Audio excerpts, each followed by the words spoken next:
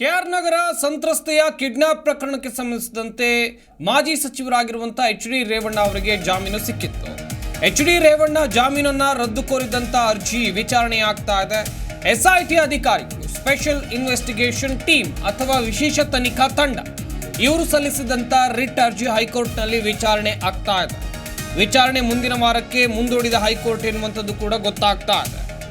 ಒಂದು ಕಡೆಯಲ್ಲಿ ಕೆಆರ್ ನಗರ ಸಂತ್ರಸ್ತೆಯ ಕಿಡ್ನಾಪ್ ಪ್ರಕರಣಕ್ಕೆ ಸಂಬಂಧಿಸಿದಂತೆ ರೇವಣ್ಣ ಜೈಲಿಗೂ ಕೂಡ ಹೋಗಬೇಕಾಯಿತು. ನ್ಯಾಯಾಂಗ ಬಂಧನದಲ್ಲಿದ್ರು, ಆ ಬಳಿಕ ಅವರಿಗೆ ಬೇಲ್ ಸಿಗುತ್ತೆ. ಆದರೆ ಈ ಬೇಲನ್ನು ಕ್ಯಾನ್ಸಲ್ ಮಾಡಬೇಕು ಅಂತ ಹೇಳಿ ಎಸ್ಐಟಿ ಅವರು ಅರ್ಜಿಯನ್ನು ಸಲ್ಲಿಸಿದ್ರು. ಇನ್ನೊಂದು ಕಡೆಯಲ್ಲಿ ಗಮನಿಸ್ತಾ ಹೋಗೋದಾದ್ರೆ ರಿಟ್ ಅರ್ಜಿ ಹೈಕೋರ್ಟ್ನಲ್ಲಿ ವಿಚಾರಣೆ ಆಗಿದೆ. ವಿಚಾರಣೆಯನ್ನ ಮುಂದಿನ ವಾರಕ್ಕೆ ಮುಂದೂಡಲಾಗಿದೆ ಎನ್ನುವಂಥದ್ದು ಗೊತ್ತಾಗ್ತಾ ಇದೆ. ಹೈಕೋರ್ಟ್ನಲ್ಲಿ ಮುಂದಿನ ವಾರ ರೇವಣ್ಣ ಅವರ ಭವಿಷ್ಯ ನಿರ್ಧಾರ ಆಗುತ್ತೆ. ಹೊರಗಡೆನೇ ಇರ್ತಾರೆ, ಮತ್ತೆ ವಾಪಸ್ ಜೈಲಿಗೆ ಹೋಗ್ಬೋದಾ ಅಥವಾ ಕಸ್ಟಡಿಗೆ ತೆಗೆದುಕೊಳ್ಬಹುದಾ ಎನ್ನುವಂಥದ್ದಾಗಿ ಒಂದಷ್ಟು ಪ್ರಶ್ನೆಗಳು ಸರ್ವೇ ಸಾಮಾನ್ಯವಾಗಿದೆ. ಎಚ್.ಡಿ. ರೇವಣ್ಣ ಕೆಆರ್ ನಗರ ಸಂತ್ರಸ್ತೆಯನ್ನ ಕಿಡ್ನಾಪ್ ಮಾಡಿದಂಥ ಪ್ರಕರಣ, ಅವರ ಮಗನ ಪ್ರಕರಣ ಗೊತ್ತಿದೆ. ಅವ್ರ ಮೇಲೆ 3 ಪ್ರಕರಣ ಇದೆ. ಅತ್ಯಾಚಾರ ಹಾಗೇನೆ ಲೈಂಗಿಕ ದೌರ್ಜನ್ಯ ಕೇಸ್ಗೆ ಸಂಬಂಧಿಸಿದಂತೆ ಪ್ರಜ್ವಲ್ ರೇವಣ್ಣ ಈಗ ನ್ಯಾಯಾಂಗ ಬಂಧನದಲ್ಲಿ ಇದ್ದಾರೆ. ಇನ್ನೊಂದು ಕಡೆಯಲ್ಲಿ ಪ್ರಜ್ವಲ್ ರೇವಣ್ಣಗಿಂತ ಮೊದಲು ಅರೆಸ್ಟ್ ಆಗಿದ್ದು ಮಾಜಿ ಸಚಿವರಾಗಿರುವಂಥ ಎಚ್.ಡಿ. ರೇವಣ್ಣ ಅವರು ಕೂಡ ನ್ಯಾಯಾಂಗ ಬಂಧನದಲ್ಲಿದ್ದರು. ಆ ಬಳಿಕ ಕೋರ್ಟ್ ಮೊರೆ ಹೋಗಿ ಅವರಿಗೆ ಬೇಲ್ ಸಿಗುತ್ತೆ. ಬೇಲ್ ಮೇಲೆ ಹೊರಗಡೆ ಬಂದಿದ್ದಾರೆ. ರೇವಣ್ಣ ಅವರು ಬೇಲ್ ಮೇಲೆ ಹೊರಗಡೆ ಇದ್ದಾರೆ ಸದ್ಯ. ಆದರೆ ಈ ಬೇಲನ್ನು ಕ್ಯಾನ್ಸಲ್ ಮಾಡಬೇಕು ಎನ್ನುವುದಾಗಿ ಎಸ್ಐಟಿ ಅವರು ಹೈಕೋರ್ಟ್ಗೆ ಅರ್ಜಿಯನ್ನು ಸಲ್ಲಿಸಿದ್ರು. ಆ ಅರ್ಜಿ ವಿಚಾರಣೆ ಇವತ್ತಾಗಿದೆ.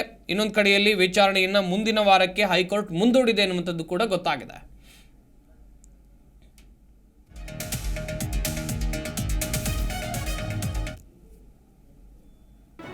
ಜಿ ಕನ್ನಡ ನ್ಯೂಸ್ ಈಗ ನಿಮ್ಮ ಮನೆಯಲ್ಲೇ ನೋಡಿ. ಎಲ್ಲ ಕೇಬಲ್ಗಳಲ್ಲಿ ಈಗ ಲಭ್ಯ.